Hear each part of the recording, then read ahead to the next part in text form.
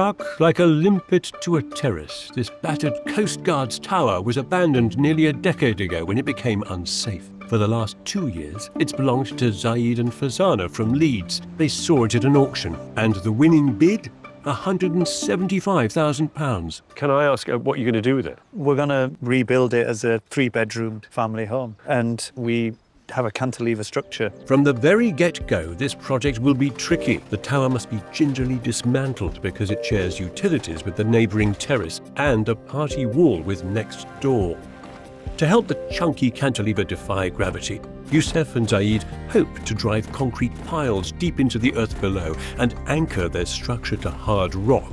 122 pieces of steel will bolt together on this base, the top 2 floors jutting out nearly 4 meters to sea, which more than doubles the volume of its predecessor. Bracing the structure to prevent movement on this windy bluff is going to be crucial. An early design showed columns at all the 4 corners, but Zahid insisted he wanted an overhang, and that transformed his project from technically easy to super challenging. Glazed areas will be vast and will use an innovative bird-friendly glass to reduce impacts. Given the small footprint, the design has the staircase hanging in a box outside the building. Zahid's ingenuity extends to inverting the house so that the darker ground floor is for sleeping. A bedroom and a bathroom will sit on both sides of the stairs, which will lead up to the family bathroom and Zahid and Ferzana's light-filled bedroom.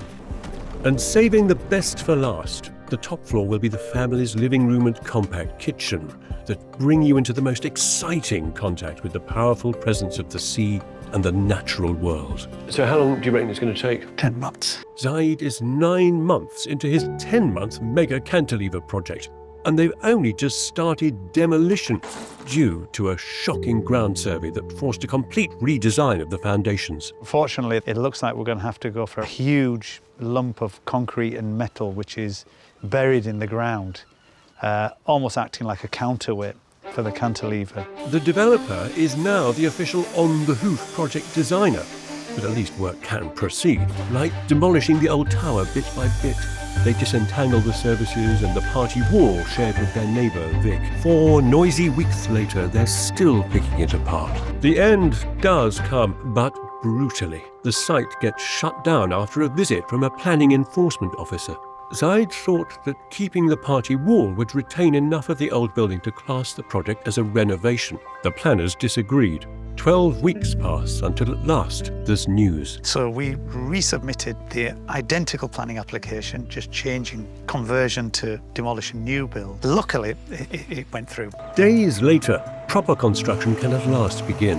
Highly reinforced concrete footings are being poured to eventually support the steel superstructure in this windy location. As they lower one of the last steel sections onto its base, they discover that there's an almighty gap between it and the rest of the frame it should attach to. It looks like 2 bolt boxes are out. We think we can get around it by redrilling base plate. New holes are called for, after which, to Scott's huge relief, it fits together. Some weeks later, when the internal fit-out contractor, David, comes to measure up, he stumbles on a structural issue.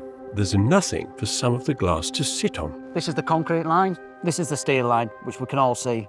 The glass line is on this line here. It has nowhere to sit. Not only does Zahid want heavy double glazing mounted onto a new welded ledge, but also no ugly supporting frames. The calculations sadly rule out frameless glazing, even with an extra welded-on ledge, so work stops again. At last, as another winter begins, the site reopens and window frames start going in. But the glazing will not be straightforward, because beyond Zahid's front garden is one of the UK's largest seabird colonies. Understandably, planning are insisting on anti-collision glass. These huge panes look normal, but they're covered in a UV pattern. But the saga of the bird glass drags on. It takes 8 months for the panes to be imported from Germany. And at last, on a windless day in spring, they can be installed. When you're ready, we'll start taking it around, and yeah? Over 2 days, 12 fragile panes, some 2 meters by 3 meters wide, will be flying through the air.